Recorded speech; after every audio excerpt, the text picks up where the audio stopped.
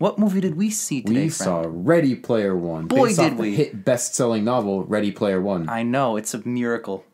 It's a. I'm glad that's they not, kept the that's original not, title. That's not the buzzword they used. They used Odyssey. The pop culture Odyssey is what they did in the marketing. Yes. Based on the pop culture Odyssey by the mastermind, you're even privileged to even get a glimpse into his mind, Ernest Klein. That's what they wrote in the Ernest. cards in the trailer. Oldest man name in the history of the world. Pretty much. But no, so this movie came out and we saw it. What did you... Okay, wait, hold on. We got to structure this because we need structure, don't we? So we start with the smaller part first. So did you like it overall? I really loved it. I liked it overall. Why don't we start with what we didn't like? You want to go first? Yeah, you can go first. I'll go first? Okay. Well, I want to start by complimenting because I don't want to just be like, this sucks complete dick. Because I did enjoy the movie overall. I really, really enjoyed Spielberg's direction. More on that later. More on everything later, really. As far as dislikes, so when they're dancing in the ballroom and they're like exchanging like a flirty little conversation, and then he's like, "My name's Wade," and like the fucking world changes when he's not name drops his own name. Yeah. And then she's like, "What? You're crazy. What are you doing?" And he's like, "I love you." And she's like, so funny. No, you don't. That's your love of Avatar." He's like, "No, I love you."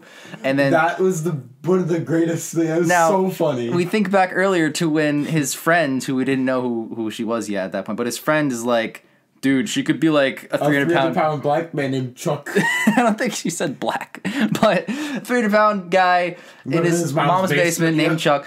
So I'm thinking to myself, okay, well, this would be really, really interesting if... It's a 300-pound man. It is. It's like Chuck. some dude somewhere. Not necessarily a 300-pound man in his mom's basement, but like someone somewhere who isn't her. You know, like isn't someone who looks almost exactly like her. But you know what it is? It's... he finds out who she is, and it's... First of all, a perfect 10, and instead of putting glasses on a 10 and calling her a 2, they put a birthmark on her and called her like a 3. That's the same thing in the book. Yeah, so but... they followed the book logic there, But which is she's good. like a dime. She's like a model. And she's like, "Oh, you don't love me. You can never love me. Look at how hideous I am. No one could ever love me." Like, she's convinced. All of Hollywood does that. To her core. Yeah. Which is frustrating, actually. But, like, you get actors and actresses like the girl from Jumanji, who turns into Karen Gillan. You didn't see Jumanji, did you? I did not. The 4 students become... Oh, the shy one who's Yeah. also hotter than the hot girl? Mm-hmm. Yeah, but the shy one is not hotter than the hot girl. She's like a 7 or an 8. And I'm not like shitting on someone's appearance. I don't want to talk about like appearances and photography. But what I'm trying to say is that she's not a perfect model. And I think if they cast one of the dozens and dozens and dozens and dozens of thousands of millions of perfect models in LA, because that's where movies are shot, to be in a movie to play a character who's self-conscious about their looks, I don't think a birthmark is going to prevent you from being a 9 or a 10. It's the same thing in the book as well. Yeah, so so he just happens to stumble upon this avatar, who he watches her Twitch streams, who looks incredible both in the game and very attractive in real life, and she doesn't like... I just kind of didn't like that aspect of it. I thought it'd be way more interesting if it was like a dude. You know what I mean? What if he said, "I love you," and then it was just like, "Hi." Accidental catfish. Well, my name's Derek. That'd be amazing. I don't know. I like how they followed the book with a lot of that part of the story. Oh, the book. We're talking about negatives. The big negative for me was that for the first 20 minutes of the movie, they did the thing that book adaptations can't not do, which is they just monologue everything. They hammer home every single point. As well. Because it's a fucking book. Yeah, because you can. Because it's words on a page. Of course he's just... But like in movies that are based on books, you have like, "My name is Blair, I do Blair, the world of Blair is very, very Blair, and then when you Blair the Blair to the Blair, it goes to the blobbity." Like, god damn it. It felt very like homeworky, like I had to write down, take notes for the test, you know what I mean, as opposed to like an experience. Like you look at the Matrix, that's an experience. There's no, "My name is Neo, for all these years mankind has been in the Matrix." No, it just starts off and you get introduced as the Matrix as the movie goes on. So I understand that you need to lay some groundwork, but I'd expect one of the greatest directors who ever lived to lay groundwork a little bit more subtly. Yeah. You know what I mean? That's fair. So maybe it was a script, but even still he should have said something about script. That was what really took me out of it, and thankfully, it's only the first, like, 20 minutes or so. Yeah, it stops. because Mudbound did the same thing. Once you get into the Oasis, it's very into the Oasis for the rest of the movie. Exactly. Mudbound did the same thing. It's like one of the. It's not a Best Picture nom last year, but it got nominated for a lot of Oscars and stuff. It's based on a book about slavery. It is about slavery. Isn't that the Netflix one? It's a Netflix one, and for the first 20, maybe even 30 minutes, because it's a long movie, you just have characters who are just like, that over there is Pappy. He's racist. He doesn't say that, but he just describes all these people. Verbatim from Mudbound. Pappy is racist. No, he doesn't say that. You just see him be racist. It's hilarious. But no, so the characters just monologue everything. But thankfully, it died down. And after the 15th minute, I was like, is the whole movie going to be this? Because it's going to be best case a 6 out of 10 if the whole fucking movie's like this. But no, thankfully it wasn't. Again, like I predicted from the trailers and what everything looked like to me, Steven Spielberg really knows how to immerse you. I'm transitioning to positives. Wait, any more negatives? I have literally none. There's a lot of movie that I enjoyed. What would be a negative but isn't is the Uncanny Valley, but they're in the game, so it's fine. Yeah. Like it's explained. Obviously, they're not going to look like humans because no game looks like humans. Even in a couple decades from now, you're not going to get games that look like humans. Yep. But anything else that's negative for me? Talk about the real good things now. All right, fine. Talk about the real good Go things. talk about your real good things.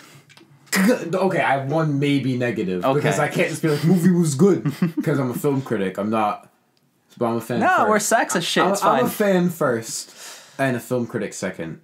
I guess Warner Brothers putting all their properties in there is kind of silly. It makes sense. They put in a lot of other properties that aren't Warner. Yeah.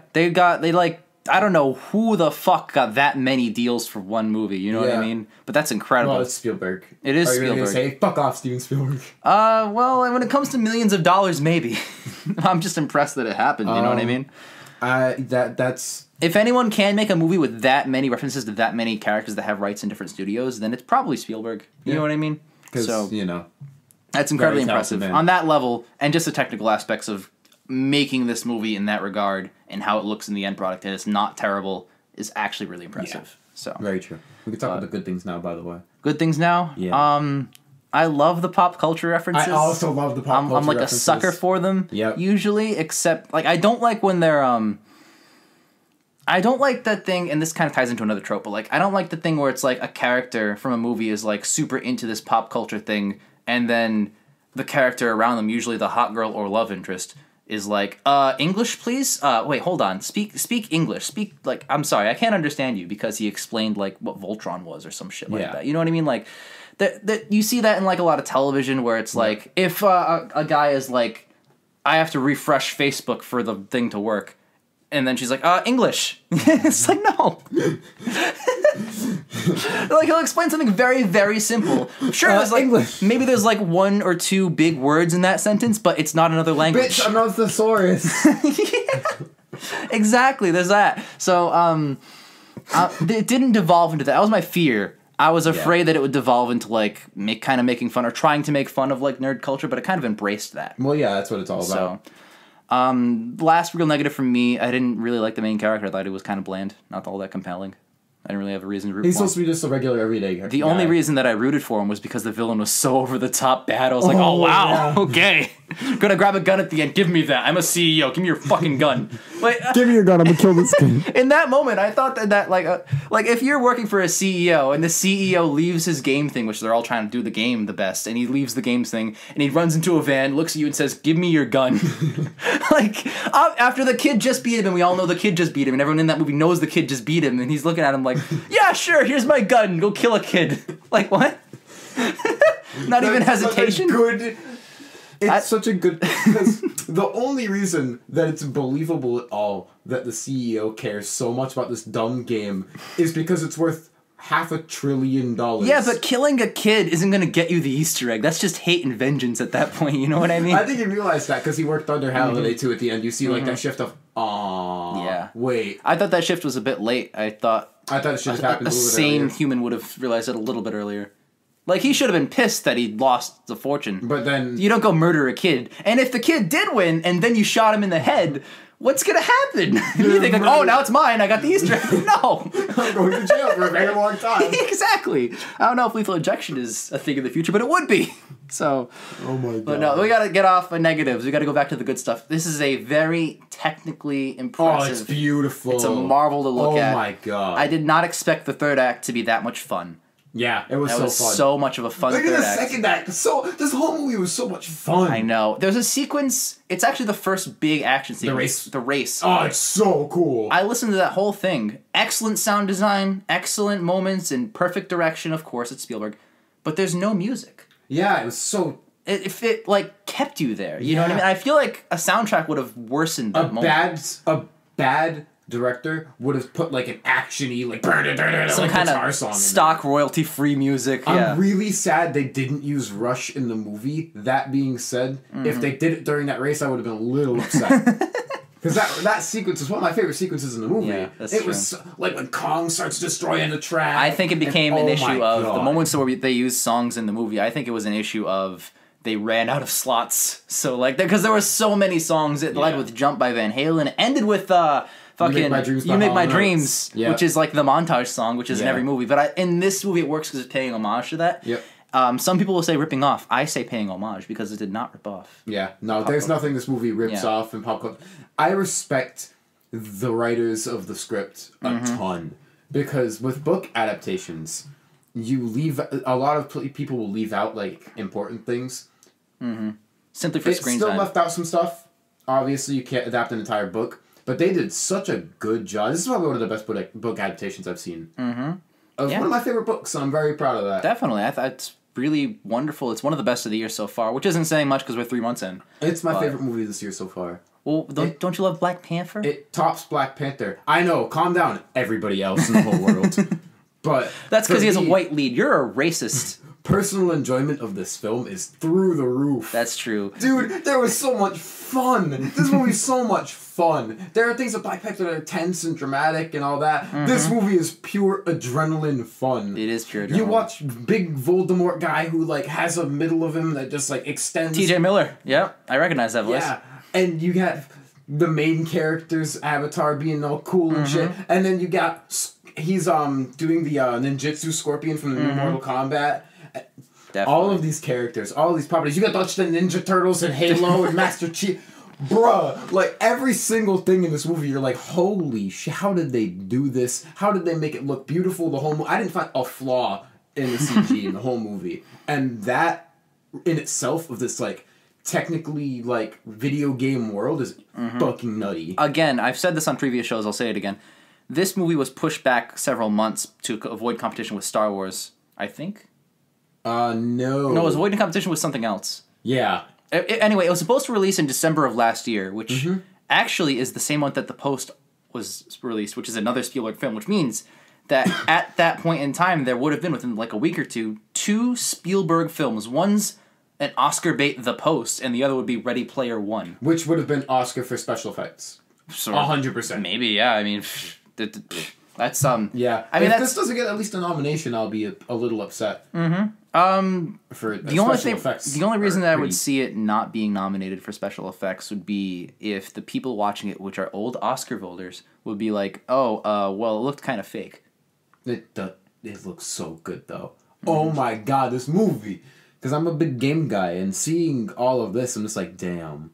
Damn, that's cool. It is pretty cool. When the Iron Giant fights Mechagodzilla. Oh my god! Bruh! After Voltron kind of fought him a little bit. It's Gundam from anime. No, it's Voltron from movie. I don't know. I was lost. He said form of Gundam in Japanese. Dude, he jumped out of the ship. I thought with the spikes on the side of his head, I thought it was Jack from Jack and Daxter, and I was like, wait, what the fuck? I know he didn't say Jack, and also Jack's probably not 1,000 million feet tall. But dude, that entire fight like sequence was crazy. I love that fight sequence. Crazy, that was beautiful. The second he turned into Mechagodzilla, I'm like, oh, this is a good movie. So this is a great movie. Aside from some story problems and some character things, I really liked the overall movie. What do you think out of 10? personally, like a personal enjoyment thing, this is a 10 out of 10 movie. But from like a film critic standpoint, and I have to be 1 out of 10. I have to be a smart, reasonable human 0 being out that of doesn't 10. give everything a 10 out of 10. 2 out of 10. And like an 8.5 to a 9 out of 10. I'm thinking an 8. I'm thinking a solid 8. I think it was it impressed me. I was expecting like a 7, maybe or even a 6 if it was that shit. But it really impressed me. I expected it to be between a 6 and a 7, actually. Really? Me Because too. with Steven Spielberg, you know it's not going to be bad. But at the same time, with a lot of the pop culture stuff, people could see it as overbearing, and they could have done it in an overbearing way. That's true. And it really didn't. So ultimately, we do recommend this. Oh, baby. Technological- If you like fun at all, if you like enjoying yourself, just go. This movie's it has something for everybody, and that's what I think is really interesting. And if you don't like about it. fun, fuck off.